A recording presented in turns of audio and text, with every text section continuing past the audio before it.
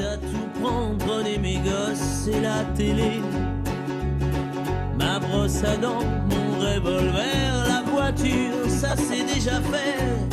Avec les interdits bancaires, prenez ma femme, le canapé. Vous devinez à peu près avec cette chanson de quoi il s'agit?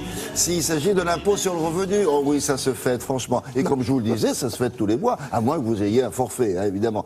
Ça date de quand, très exactement? C'est une très bonne idée. Oui. C'est bien de commencer l'année avec ça. Oui. Mais quand les journaux ont titré à la fin de l'année dernière, au début de cette année, voici quels vont être vos impôts ou les changements donnés par le fisc pour l'année 2016, ben c'était l'idée, après tout, de revenir sur cette histoire, il y a 100 ans, très exactement. Qu'est-ce qui a eu cette bonne idée? Alors, que Joseph Caillot, Joseph Caillot qui était ministre des Finances, mais vous savez, c'est une vieille idée qui traînait un peu dans les mémoires. Ça avait commencé en 1870, c'est-à-dire au lendemain de la fameuse guerre contre la Prusse. Alors, évidemment, défaite française. Et que fait l'Allemagne, toute naissante? Eh bien, elle nous demande un impôt de 6 millions d'euros. À l'époque, c'était une fortune, évidemment, 6 millions de francs. Quand on perd, on vous fait payer en plus? Eh ben oui, absolument. C'est comme ça à l'époque. Les dommages de guerre, il faut en plus rembourser. Donc, ben voilà, alors est-ce qu'on commence à se poser la question, est-ce qu'il ne faut pas mettre un impôt sur le revenu? Et puis finalement, ça va mettre du temps, les sénateurs sont pas d'accord, les députés votent pour, on tergiverse jusqu'à cette année 1916, puisque ça fait 100 ans. Alors vous allez me dire, mais on est en plein premier conflit mondial, comment est-ce qu'on a pu créer cet impôt? Ben voilà, il fallait subvenir aux besoins de l'État, à la nécessité d'armer les troupes, et puis il y avait cet impôt du sang qui était payé quotidiennement par nos frères, nos fils, nos pères. Donc ça aussi, cet impôt qui était le plus lourd, payé évidemment. Ça, alors l'impôt, ça existe depuis... oui, quand même. Oui, la taille et la gamelle. Exactement. Alors regardez justement, juste une ou deux images qui peuvent être souriantes, amusantes. D'abord, voilà l'homme à qui l'on doit cet impôt sur le revenu, Joseph Caillot. Alors le vote a eu lieu en... Il a le même cravate et col que Lagerfeld. Ah oui, un peu, oui.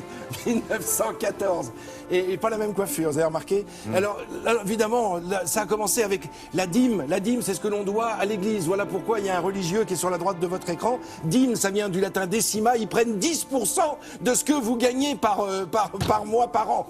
Regardez le budget. On vous essore pour obtenir, évidemment, de vous des sous. Souvenez-vous de ce ministre de Louis XV qui s'appelait Étienne de Silhouette. Son nom, c'était son nom. Du coup, comme il dépouillait tout le monde, on avait fini par le dessiner comme d'un trait de crayon, comme une silhouette. Il est à l'origine du mot silhouette et de ce dessin à la silhouette. C'est pour vous dire si vraiment depuis longtemps l'État s'occupe de nos finances. Alors évidemment l'État, mais pourquoi? Les seigneurs demandaient à avoir des sous. Alors il y avait la taille, la corvée. Vous savez, on était taillable et corvéable à merci. Cette fameuse réflexion que lançaient les révolutionnaires en 1789. Donc c'est pour vous dire que depuis très longtemps, les seigneurs, puis l'État, puis l'Église s'étaient penchés sur nos revenus. Surtout pour faire payer les autres, quoi. Bien sûr, tout à fait. Alors il y avait des aides aussi. Les aides, ça porte son nom, hein, c'est tout à fait logique. C'était là pour aider le seigneur à marier son fils, à partir en pèlerinage, à se promener. Finalement, la Révolution, ça a eu de bon. Ah oui, ça a commencé par tout nettoyer, tous ces impôts, évidemment, dès 1789. Mais il a bien fallu retrouver des sous pour l'État, d'où la naissance de ces nouveaux impôts, les impôts indirects.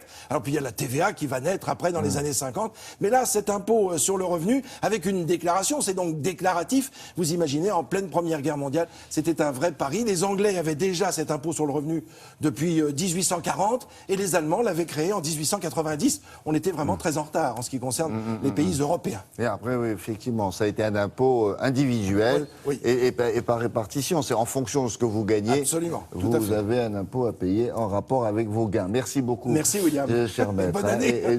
Bonne année à vous. Allez.